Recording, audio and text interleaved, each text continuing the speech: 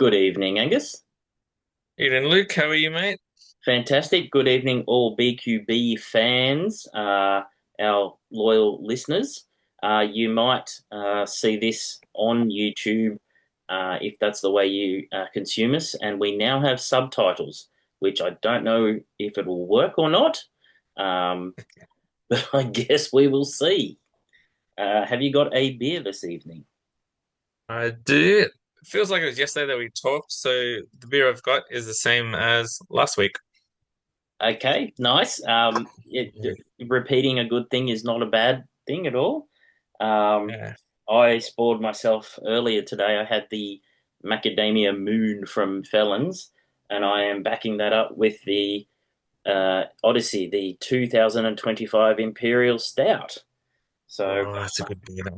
Is that yeah, the one they do annually? it Is it is. Odyssey? Yeah, Yeah. yeah, they do. 10.5%, 440 mil. Um, Looks beautiful in a Felon's glass, of course. It's good drinking out of the can too.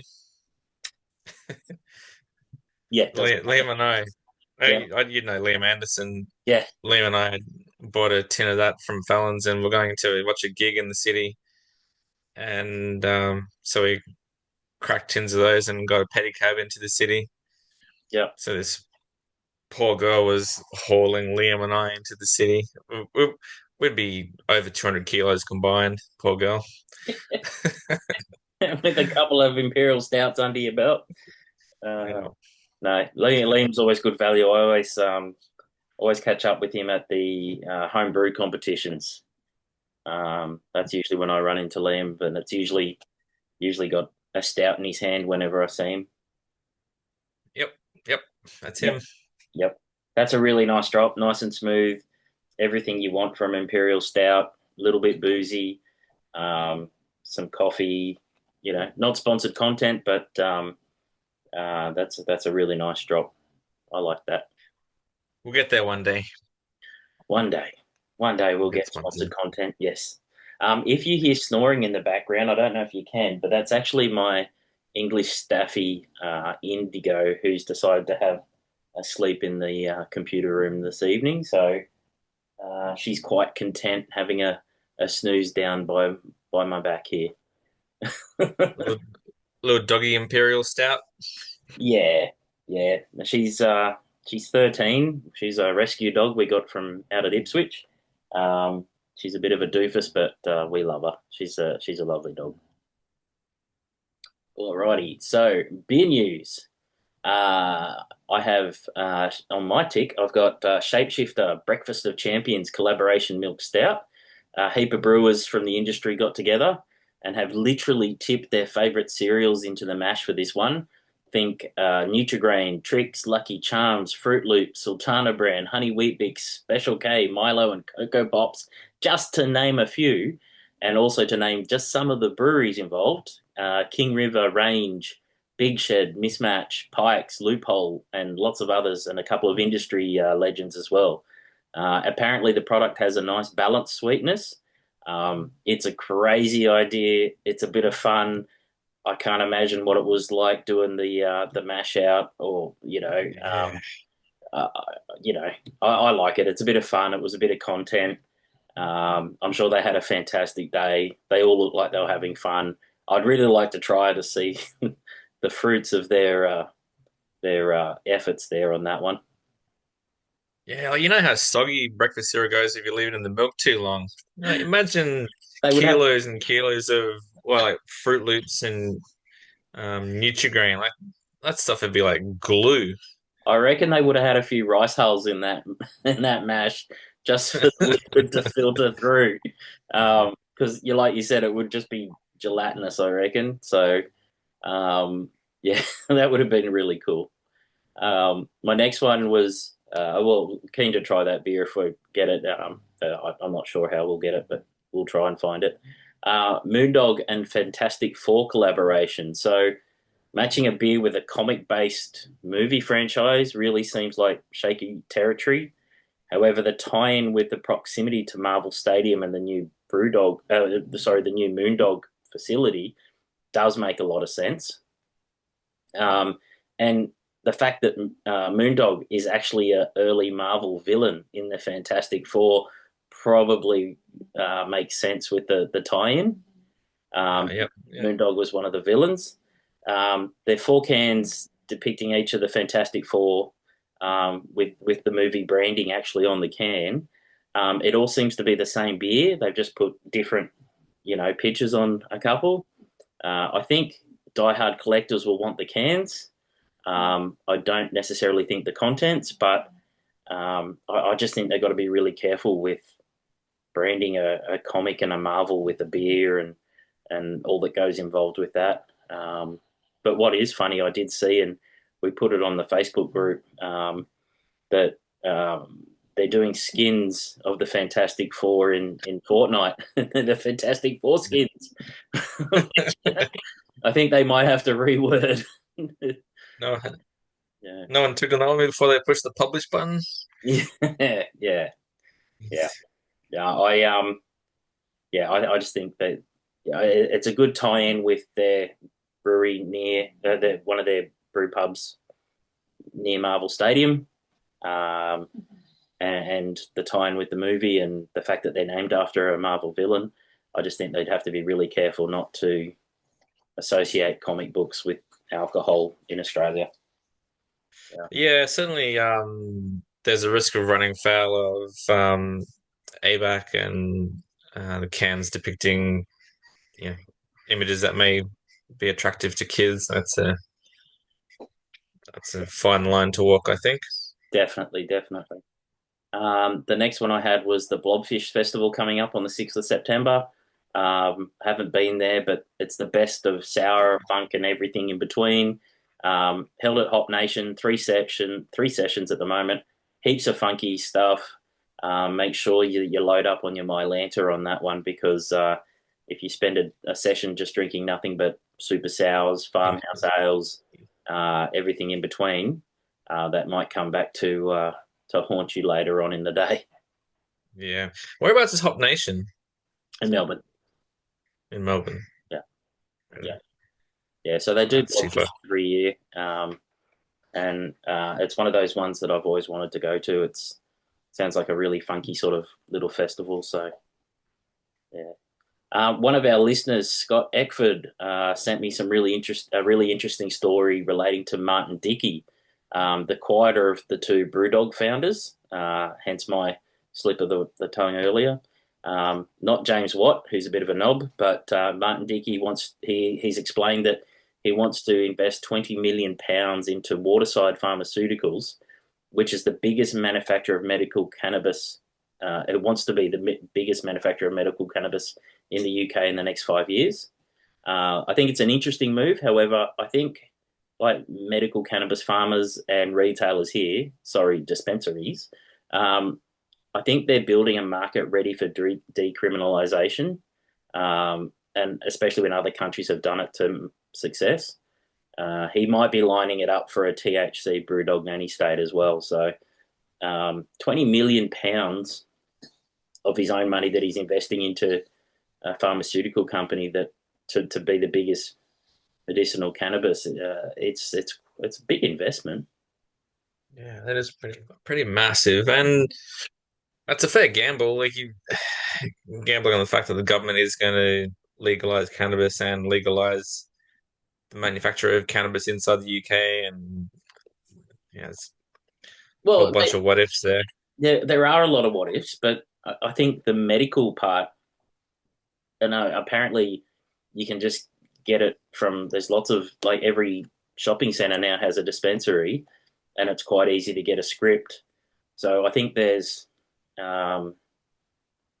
a lot of business for the medical, even if it doesn't go decriminalized. So I don't know, like a lot of states in the US that did it, their crime rate went down.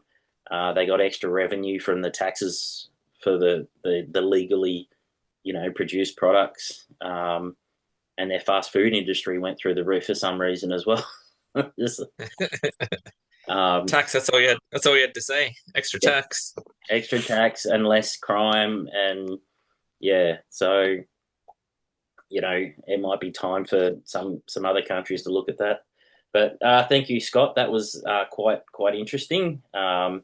If you have any ideas, stories, or things you want us to chat about, throw it in the Basement Quality Banter group on Facebook.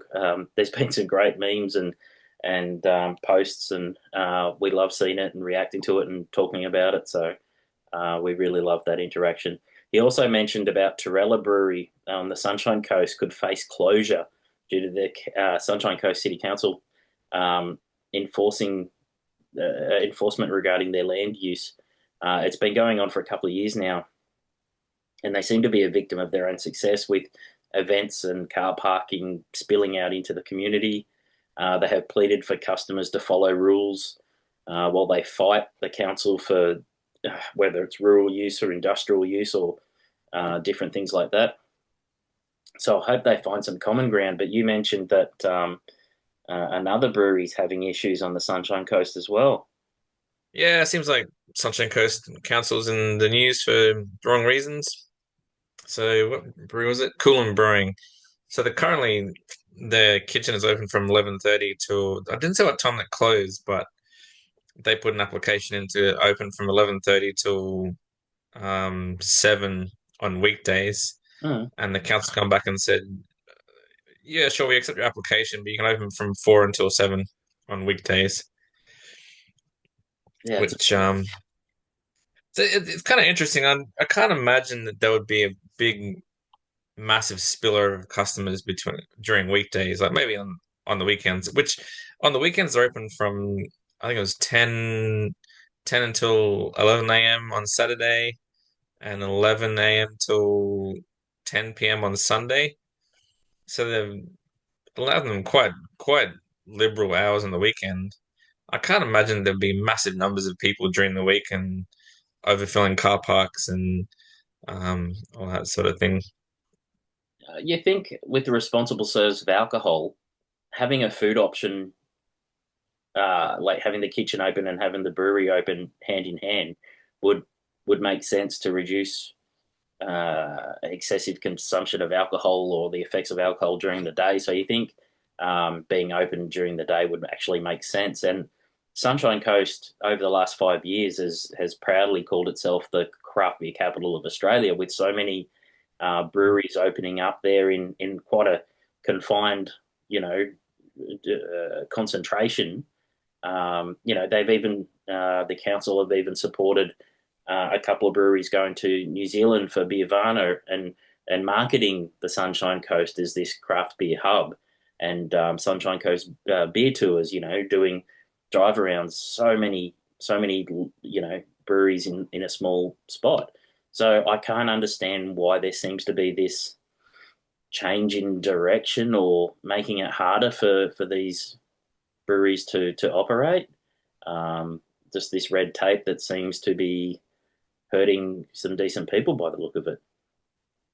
Yeah, the spokespeople of the brewery kind of made the point that most of the actual brewery functions are normally done by lunchtime. So that must be one of the concerns of the council is that you got people in there, having lunch and drinking beers while there's a production facility cracking on with, you know, quite dangerous, quite dangerous environment if you don't know what you're doing, and if people aren't controlled, maybe that seemed what I got out of it. Probably one of the concerns of the council. I don't know. Every production brew pub, a lot of the brewing happens early in the morning. You usually mash in, 5 6 a.m. Usually a long time before you know even when you're cleaning tanks and all that, you usually don't do it during your food service time because you're dealing with some pretty heavy chemicals, and they're usually pretty decent sections off. But I can't see the actual production part of the brewery being the problem. They've probably got more community complaints, worried about people being drunk in the street and drink driving, and um, that even the temperance movement, like making sure the kids get home from school while dad's not down at the pub or something antiquated like that might be creeping into the narrative and making it harder when in this day and age, it might not be realistic.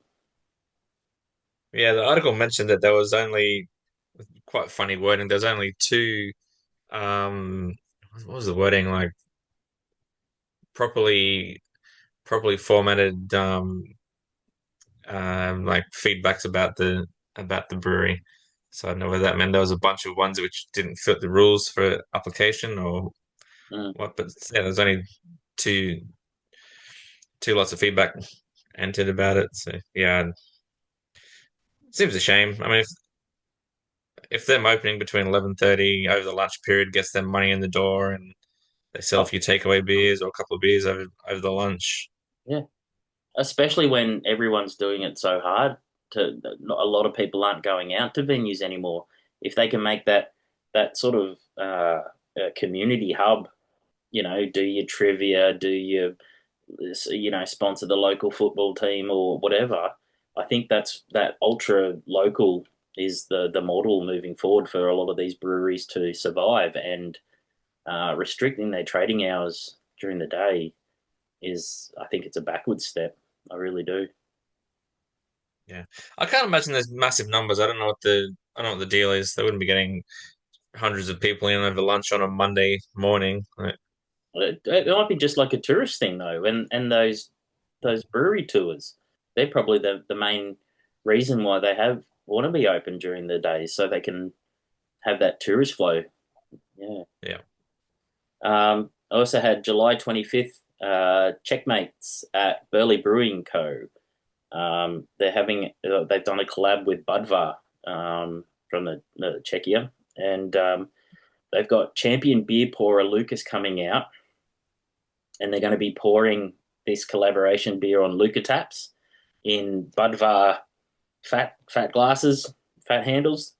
Um, I have got to really try and make sure that I'm off on that weekend, because I would love to go down and have a Budvar collab on a Luca tap with the big creamy Milko head, and they've Burley Brewing have always been sort of that traditional lager sort of brewery, and it sounds like a really cool collab.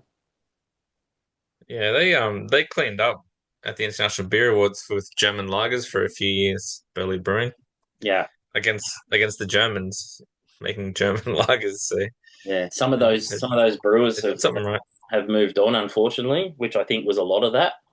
Um, I just hope they get back to where they were. Yeah, yeah. Charlotte Freeman has been named head brewer at Feral Brewing as they enter their next chapter. I've done some judging with Charlotte before, and she is absolutely a top person. I think this is a really great uh, appointment. I think they're going back to their wild and feral roots, and I really can't wait to see, you know, Hop Hog, 2.0, and Warhog, and some of those really cool beers that Feral were known for before they were bought by Coke. And I just I really can't wait to see some really cool Feral stuff coming out in the next period. Yeah, yeah. There was in the article I read. There was mention of I think one of the first things they're doing is bring back Tusk. Oh, Tusk was they had Tusk Day. Do you remember Tusk Day? Yeah, They used to have Tusk Day. Yeah, yeah, you know, Tusk is a fantastic drop. So good luck to Charlotte. We're all behind you. Good luck to the team at Ferrell. Well done on buying it back from a big international corporation, and can't wait to see what you do over there. Again, it's another story where WA is seems to be thriving, which has been the tone of our stories over the last few weeks, hasn't it? yeah. Maybe WA should sponsor us to come over there. We've done a fair bit of advertising for them. Yeah, we'll be the WA brewery ambassadors or something. Yeah, yeah, You had Indigiearth has partnered with Three Trails Brewery to provide native ingredients for their beers.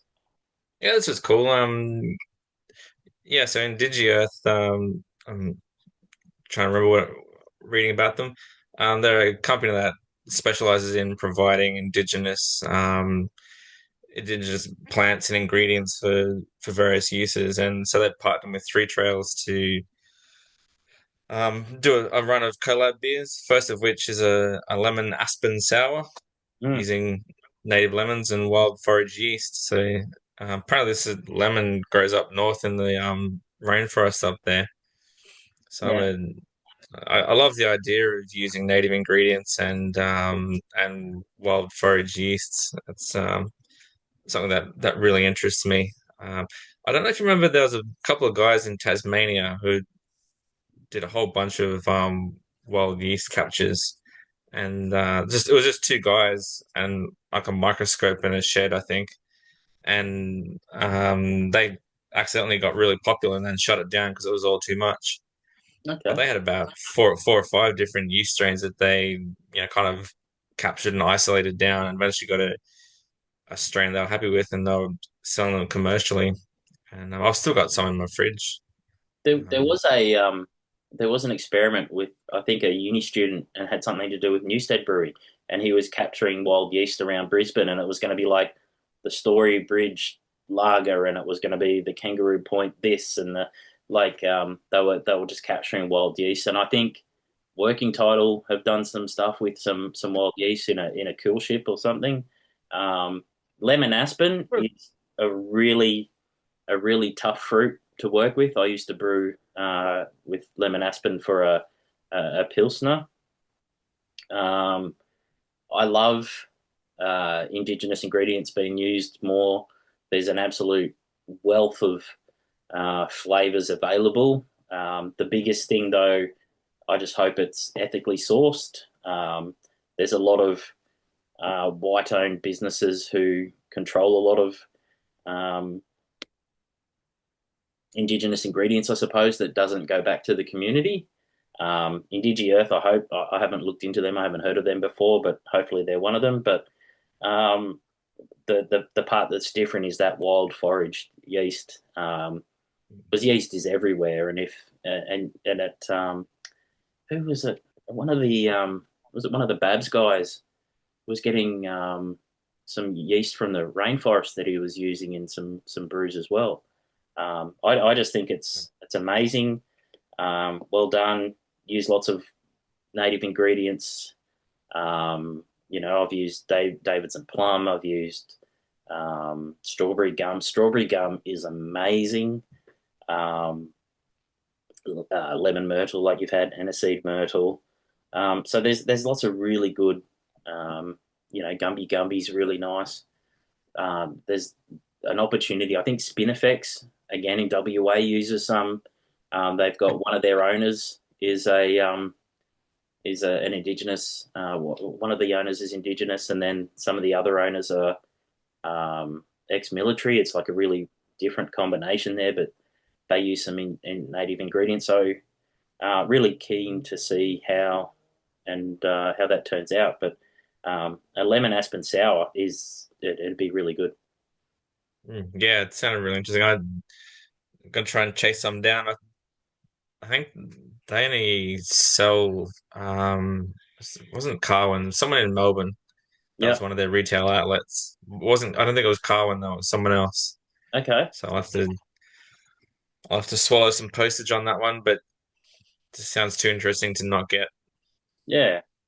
Well, Three Trails. If you want to send us a sample of your indigenous fruited sours, very keen, and let us know more about your story and where you're grabbing your stuff from. Really keen to promote that if that's the case. You also were talking about Young Henrys and their biotech.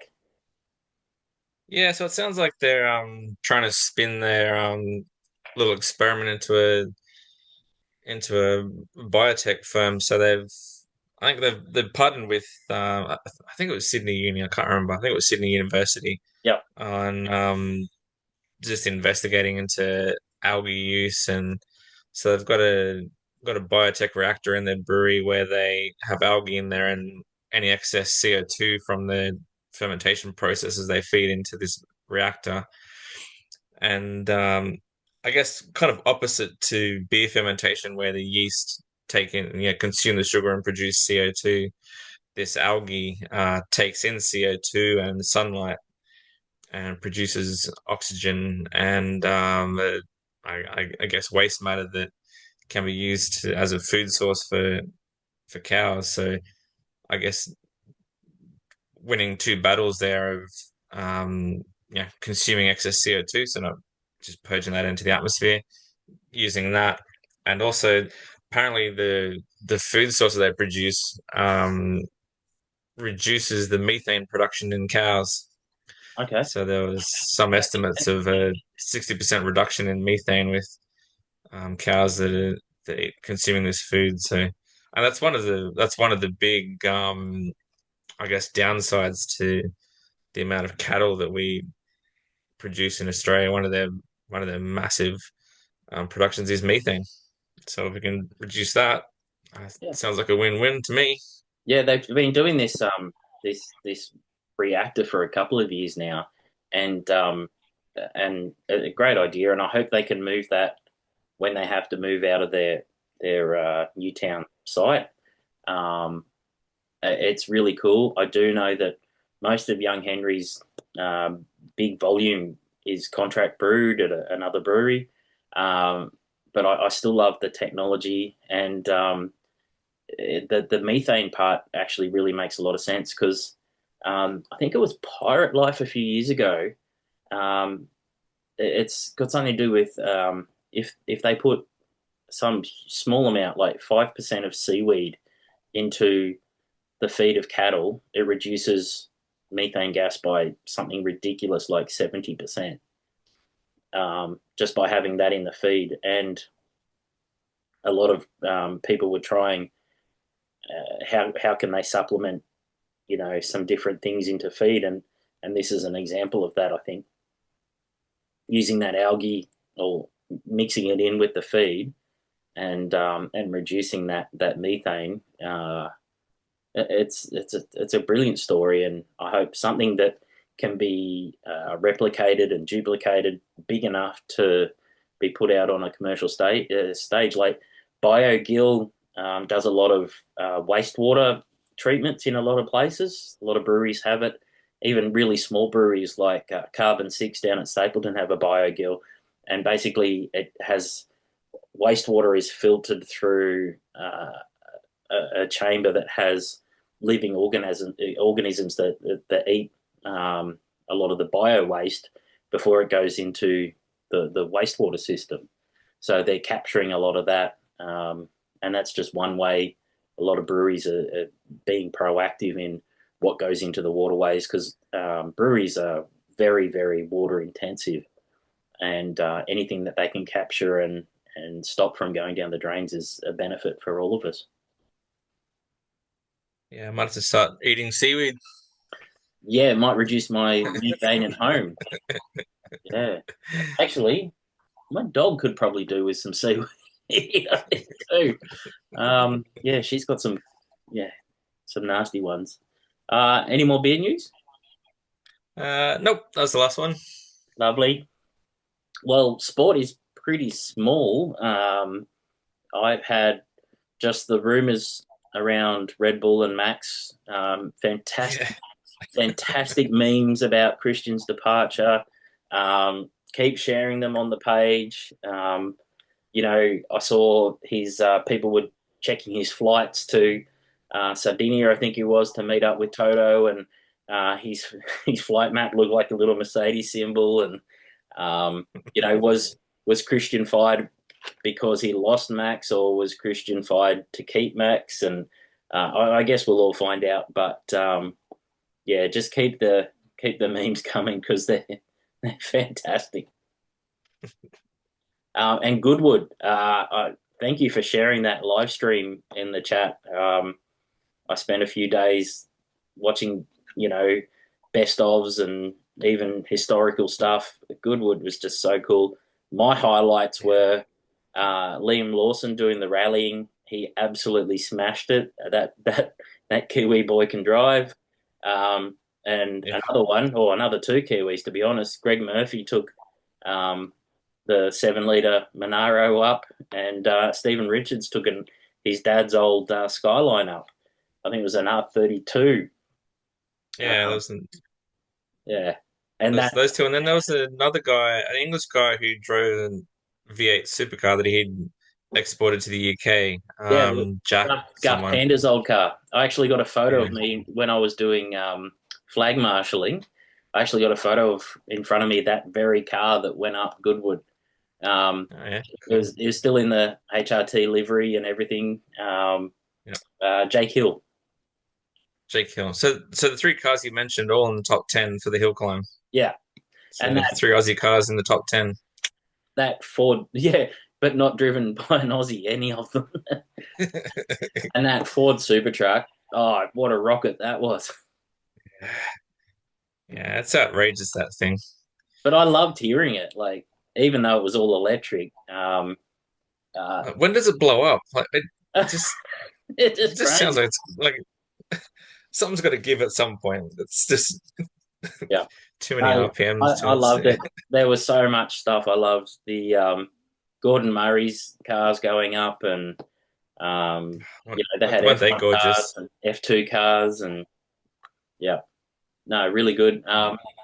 Mad Mike from New Zealand, Mad Mike Widdett, he took his four-rotor McLaren there doing burnouts, and that thing just sounded crazy. And there was a rotor motorbike that had a rotor engine. That Ah, I was, missed that one.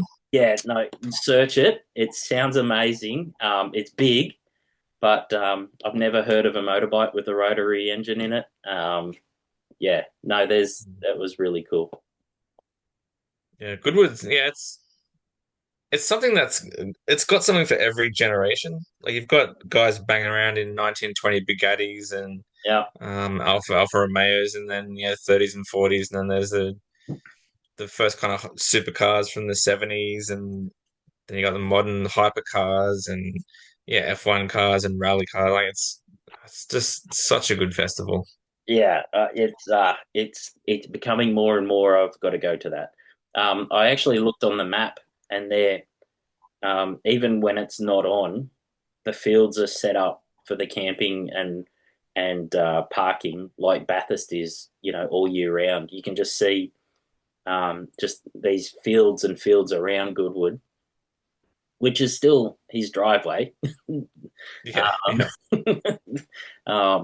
yeah, just for this event that just keeps getting bigger and bigger, and BMW, featured some of their new cars and Koenigsegg and a lot of the Chinese cars, up in there. One of the BMWs uh, came came came a spill. One of their wagons, um, yeah, took out. I was actually watching that on the live stream when that Yeah, happened. yeah, Yeah. yeah. I think it was Mad Mike. He had some sparks come off the rotary, and it lit up some hay bales as well. So Doesn't surprise me. There was one car I was watching. It was one of the drift cars, yeah, and it was blown back like a foot of flames. And because it's a drift car, I was like taking the tail right on the edge of the corner. I'm like, yeah, one of yeah, these hay bales is going to go. Like she's yeah. on the D cell, so it's just popping and flaming all of these bales. I'm like, how is this stuff not on fire? I know. And some of there was like a Land Rover or something. Was it a Dakar car? And they just didn't even bother with the corners. They just went through the grass. Straight. It's just brilliant. And for such a hoity-toity, what used to be a gentleman's event, there is still the gentleman's event with the old historical cars, but they cover everything. And old Duke there, he had the seven world champions there, and some of those old. That was one thing I was going to mention actually. On the Thursday and Friday, some of those old F1 cars were going up with all their livery, fantastic, looked brilliant. Then Saturday and Sunday, all of their tobacco sponsors were covered up. Uh, Because they did that at Bathurst as well, and I went, come on, just like they had, the Marlboro cars go up on the McLaren MP uh, MP4/4. And I went, oh yeah, that looks great. I'm glad they haven't, bastardized it. And then come Saturday and Sunday, they put big white stickers over the mob. And I'm like, Yeah. like, Did you know the Duke did a hill climb? The Duke drove a car up in the hill climb and he came 15th or something. I didn't see him drive. I saw him passenger with, was it Fittipaldi? Who did he go up with? Um, uh, It was like an IndyCar driver. Dario Franchetti. Dario Franchitti. Yep. And he gave it the beans. Like that was in the Yeah, Gordon Murray car. Yeah. yeah, Yeah. yeah. I'm sure that's right. I'm sure he drove a car up himself and was like 15th or 16th or something. So He can drive. yes, can drive. Mm. Yep. No, brilliant event. Loved it. The only other thing I had was the Wrexham bandwagon. What do you think? Three promotions My in a wife's row, commercialization of the team with the Hollywood stars. Is it just a fairy tale story? Doesn't hurt anyone. I think it's good. yeah, my wife's been watching it from the start, Yep. and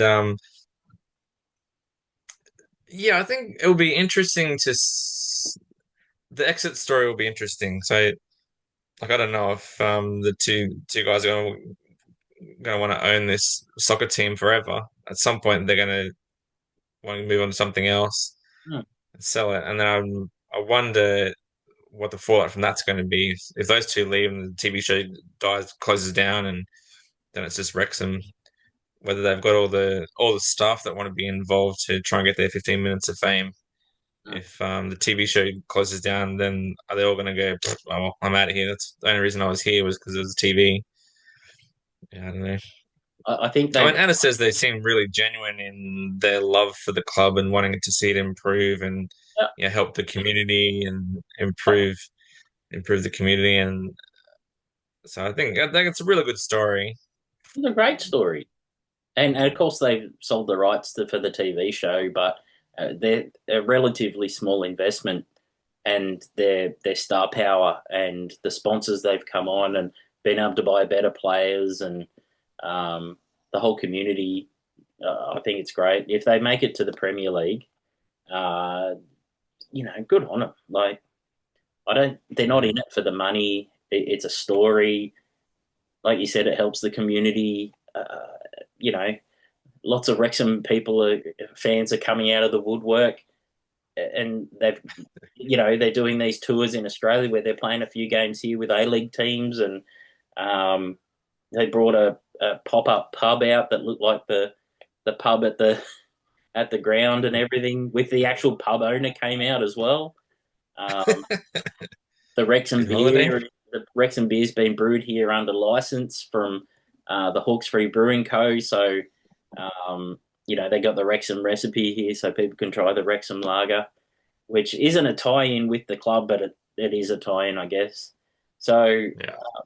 yeah, good on them. There's probably other sporting teams go, how can we replicate that success? Yeah. Am I right in saying there was rumors about Ryan Reynolds and Hugh Jackman had bought some sporting club in Australia, maybe an Aussie rules team? Not that oh, maybe I haven't heard. They did buy a sailing team, Maybe like a that's what I'm sailing, thinking of. yeah, Yeah, bought a sailing yacht team, racing team or something. But yeah. that's probably what I'm thinking of. Alrighty, well, I'm going to put this snory dog to bed. Great chat. Keep it coming.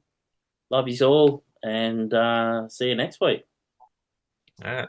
See you, everyone. See you, mate. See you Bye. later.